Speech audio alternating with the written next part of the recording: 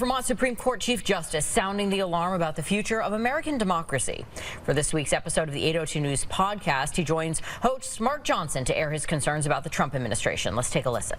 Concern would be that this president has demonstrated that he will disregard judicial orders when it's in his interest to do so. And I think if he does, I think it's very difficult to see what courts could do about that. And that's even assuming that the United States Supreme Court issues an order that's directly contrary to what the president is interested in. And I think it's just naive to think, since President Trump has control of the Department of Justice, what he now calls the Department of War, and the FBI, that a court could enforce an order. So I think that's really my concern.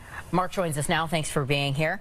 We've heard a lot of concerns about the Trump administration from top Vermont officials over these months, but how are Jeff Amestoy's different, and why should his concerns, in your view, be taken more seriously? Well, he's a former Chief Justice of the Vermont Supreme Court, as you mentioned, and I think a lot of people, we have three branches of government, which we all learned back in 6th grade, that are supposed to have a check and balance.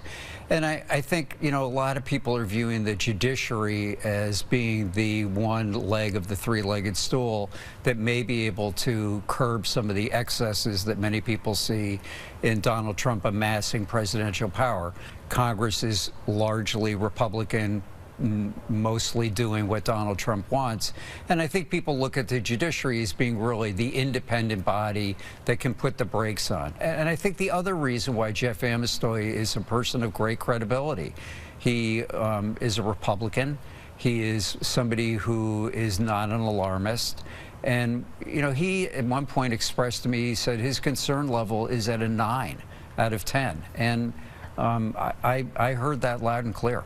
This tariffs case, which is coming up this week, is a real question on whether the Supreme Court will rein in these executive powers. I mean, that's typically been the role of Congress to do. So, and I think one of the really sort of overriding concerns that Amestoy expressed is that, you know, the Supreme Court is looking at each one of these cases in kind of a narrow point of it and not really stepping back and looking at the forest and the trees. And he said, you know, really Chief Justice John Roberts should be talking not necessarily a national speech, but when he goes to law schools or he makes these public appearances that he does, he feels that he should be taking on a bigger responsibility of telling the American public, you know, we've got this, we're really going to be independent when we look at this. Is he seeing any recourse if, say, the president chooses to defy the courts or down the line election results or something like that? Well, that's his real worry. I mean, this is unprecedented, as he said, where you have a president who has real loyalists, and that's, I think, a kind way of putting it, running the Department of Defense, the FBI, and the Department of Justice. Usually, when there's been an excess in the past, one of those officials might say, yeah, that, Mr. President, that's going too far, and stop that. But that is just not the case these days.